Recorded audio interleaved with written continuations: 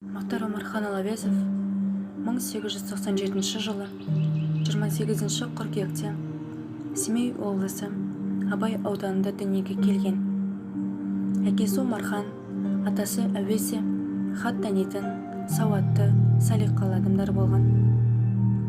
Мұхтар атасы Әуездің, әжесі Дінәсілдің тәрбиесінде болған. Атасы Мұхтардың сауатын әліппемен емес, Абай өлеңдерімен ашатын. Жас сайыннан Абай өлеңдерін жаттап өсті.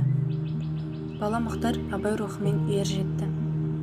Ал кейін барлық өмірін Абайға арнады. Тіптен Абай жолы романын жазды.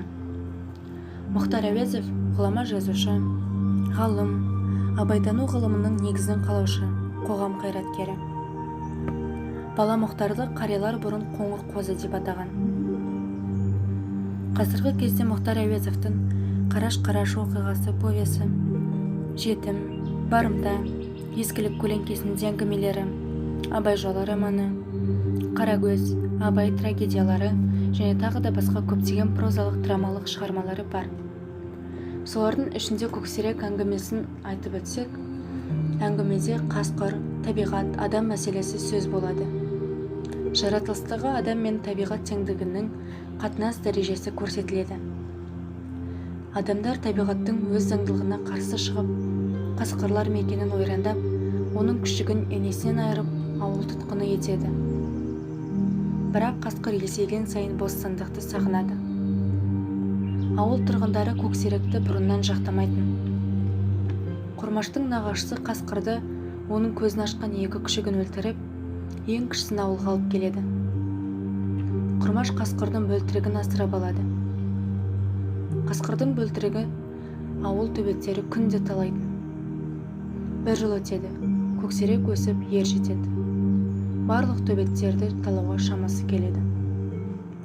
Сол кезде ол өзіне күшік кезінде тиісіп, тамағын тартып алатын иттерді талайтын болады. Көксерек тамаққа тоймай талай қазандағы еттерді жеп кететін. Ары қарай Көксерек көкжал болады. Ол далаға кетіп, ауылға қайтып оралмайды. Ол бір ұрғашы қасқыр кездестіреді. Содан кейін екеуі бірге азық тауып өмір сүреді. Қатты боранда ол 7 аш қасқырды кездестіреді. Көксерек солармен бірге бір күнде ауылдың бір үйір жылқысын жеп кетеді.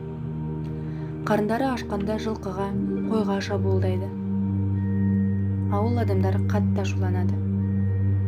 Бір күні Құрмаш атасы ауырып қалғанда, боранда қой бағуға шығады. Сол кезде Көксерек пен жанындағы 8 қасқыр сол қойларға шабуыл жасайды. Атпен жүрген Құрмаш оларға қарсы шығамын деп аттан құлап түседі. Құрмашқа Көксерек шабады. Ол Көксеректі оның бір құлағының астындағы енінен таниды. Құрмаш Көксерек деп шақырады. Ауылда бір аңшы бір төбет итті асырайды. Ол ит қасқыр алатын ит екенін ауыл адамдары мойындайды. Ол бір қасқыр ұстайды. Өзі көкжалдай болады. Ол Көксеректі іздеуге бірнеше адам болып шығады. Жаңағы тайыншыдай итті бірге алып шығады. Олар Көксеректі бір сайдың жотасынан кездестіріп қалады. Сол мезетте үлкен төбет Көксерекке арыстандай атылып, жолбарыстай бақырып ұмтылады. Екеуі біраз арпалысады. Екеуінің күші тепе-тең болады. Екеуі бір-бірімен тістесіп, екеуінің ауыздары қарысып қалады. Сол кезде ит иесі мен ауыл тұрғыны келіп Көксеректі бауыздап жібереді. Төбет ит сол кезде зорға демалады. Олар ауылға Құрмаштың апасына Көксеректі алып келеді. Сол кезде апасы: «Менің балымның жазығы не? Біз саған не жазып едік, неңді алып едік? Бауырыңа салып өсіргеннен басқа не қып еді менің құлыным?» деп айтады. Елді теңіз еңіретіп, Құрмаштың апасы қайғыдан құса болады.